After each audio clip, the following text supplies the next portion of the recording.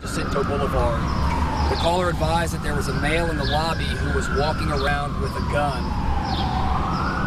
The 911 call operator was able to hear crying in the background as well as yelling in the background.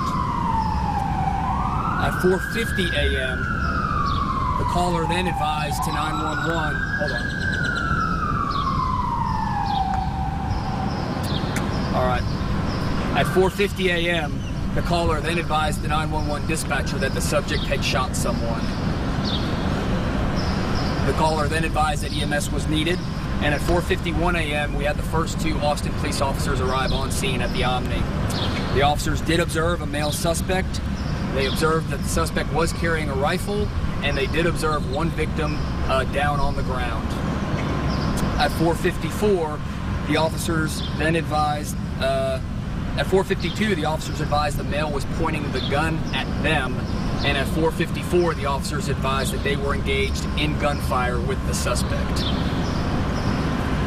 At 4:55 a.m., the officers advised that the suspect was down, and again, we called for EMS for the suspect.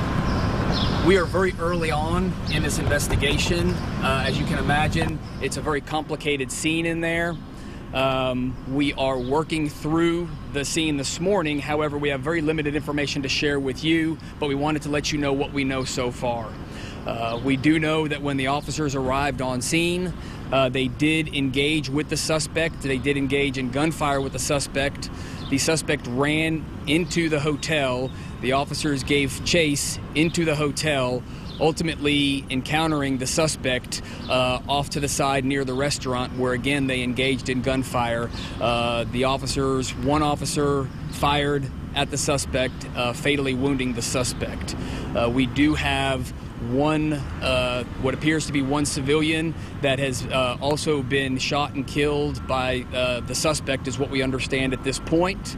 Again, that's what the officers arrived. They saw that individual down on the ground. So we've not yet had opportunity to process the crime scene. That's what's going on behind us right now. The officers are being processed right now and about to be interviewed, as well as the witnesses are about to be interviewed. So again, we have very preliminary information at this point, but what we do understand is that this individual was inside the Omni Hotel with a rifle. He shot and killed one person that is down in the lobby of the Omni Hotel. He then fired multiple shots inside the Omni, both around the hotel and at the officers that responded to the scene. He fled through the hotel. Our officers gave chase and encountered him off to the side, and again fatally wounded him with weapon.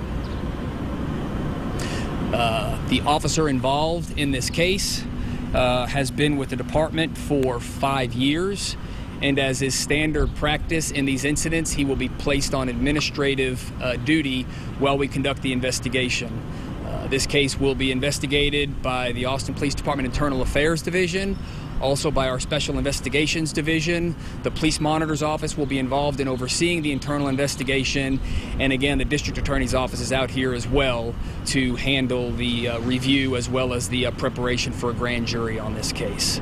So I will open it up for a few questions, but again, I will let you know we were in the very early stages. We've not yet interviewed the officers or the witnesses. I don't have a lot more information other than what I've given you, but I will open it up for a couple of questions. I don't know that we'll be able to provide any more information. Though. Is there any sense that the person who was killed knew the gunman, or does it appear as though this was completely random on the gunman's part? We don't have any information at this point that leads us to believe this was anything other than random, but again, we are in the early stages.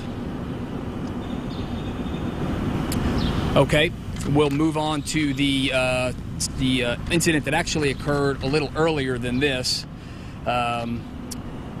This morning at 3:48 a.m., 911 received a call from an individual. It was a check welfare call. This call ultimately ended up being at 10,607 Golden Quail Drive. When the caller called in, however, he was calling from a cell phone, and therefore we did not have an exact address for the officers to be dispatched to. We were working off of coordinates that we were picking up from the cell phone signal, trying to determine where the officers needed to get to. So it took us a little while to get an exact location for this individual. Again, at 4:48, they responded to the call on a check welfare. I'm sorry, that was at 3:48. They said the male on the phone was crying, wanting to talk to 911. He appeared to be distraught. He made comments that gave the 911 call taker indications that he may be suicidal. Again, the officers were responding to the scene, trying to get an exact location to respond to. Our first officer arrived on scene at 3:57 a.m. and again started searching the apartment complex, trying to get the exact location, or started searching the neighborhood, trying to get the exact location of this incident. 3:59. Again, the officers are still trying to find the location. The 911 call operator is still on phone with this individual, again, trying to ascertain his condition, his location, and to keep him on the phone long enough for our officers to get there and attempt to help him. At 4:03, we were able to confirm the exact address of this incident, and at 4:10, we get our next information from the officers. They advise that they are at the door. The subject came to the door and had a weapon either in his waistband or at his hand. The officers, when they encountered him, observed this, gave him commands. The individual, information at this point shows, did not comply immediately. Our officers attempted to handle this with the use of less lethal force using a taser. This was ineffective, and the subject retreated back into his residence at this point. At 4:11, the subject went back in the residence, and then at 4:12, the subject did come back outside. So he entered his residence and then immediately came back outside. He was still armed with the weapon at that point, and at that point, the officers observed that he had what appeared to be self-inflicted wounds on his arms as well, and they put that out over the radio that it appeared as though this individual was injured at this point. They actually summoned EMS at this point because they knew this individual had these injuries and that they were going to need EMS to treat those. At this point, the officers observed the subject reach for his weapon instead of complying with their commands, and the officers at that point fired at the suspect in fear for their safety.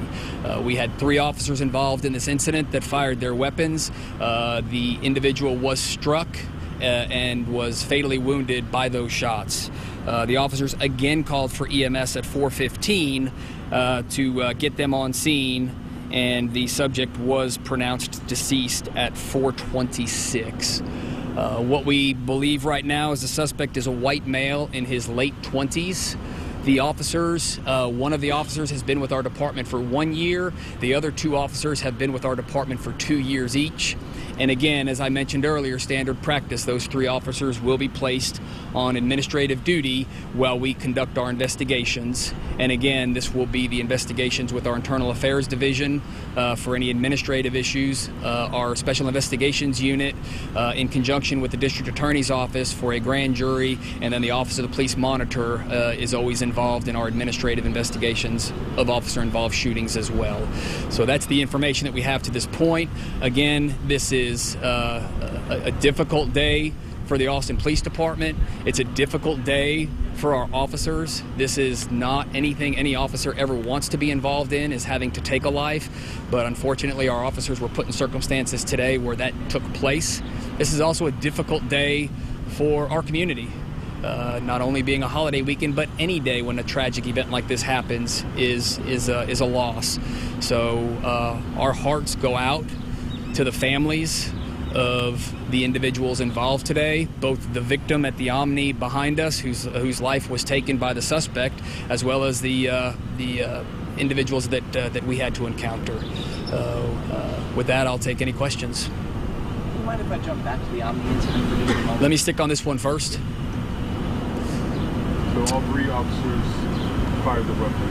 Yes, our understanding at this point is all 3 officers observed the exact same threat. They were all 3 directly in front of the subject when he made that move, and all 3 of them interpreted that move as an aggressive move that threatened their safety, and all 3 responded accordingly.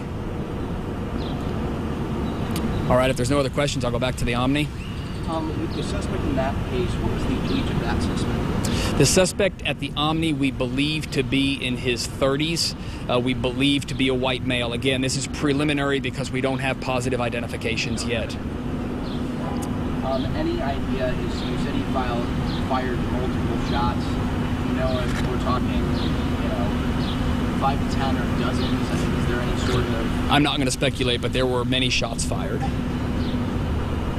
then as of right now, you're saying that you can't see this as anything other than random at this point? We have no information to show that this was anything other than a random event, that this victim was a person who just walked into the hotel lobby and had his life taken. We have no indication that this was anything other than that. Thank y'all. All right, if you are just joining us here on KXAN News today, a lot of things happening overnight. Austin police briefing us on 2 separate overnight shootings involving Austin police officers. I'm going to go over my notes here and start with the first one. Who you saw there was Austin Police, the Chief of Staff, Brian Manley. They're outside 1 block away from the Omni Hotel, where he walked us through what they believe happened this morning. An investigation still in the very early stages. He told us that a man walked inside the lobby of the Omni Hotel with a rifle and shot at least 1 person. After that, that man continued to walk through the hotel, firing several shots, many shots, as you just heard him describe. Officers arrived. They were running through the hotel, chasing this man who appeared to be in his 30s. At one point, the man pointed his gun toward police, and then police engaged in a gunfight with that man, and an Austin police officer shot and killed that suspect. Right now, they don't have any information about this being a random shooting. As he said, they're in the very early stages, and they have not yet interviewed police officers and witnesses who were in the area. The officer who shot that suspect, he told us that that officer has been with the department for about 5 years and will be on administrative duty, which is typical in these types of situations. I'm going to move on now to the police shooting in North Austin. That one, officers responded to somebody who had called into 911. That man had a gun, and at one point those officers felt like their lives were threatened, and so they fired and shot and killed that man. We're going to be right back.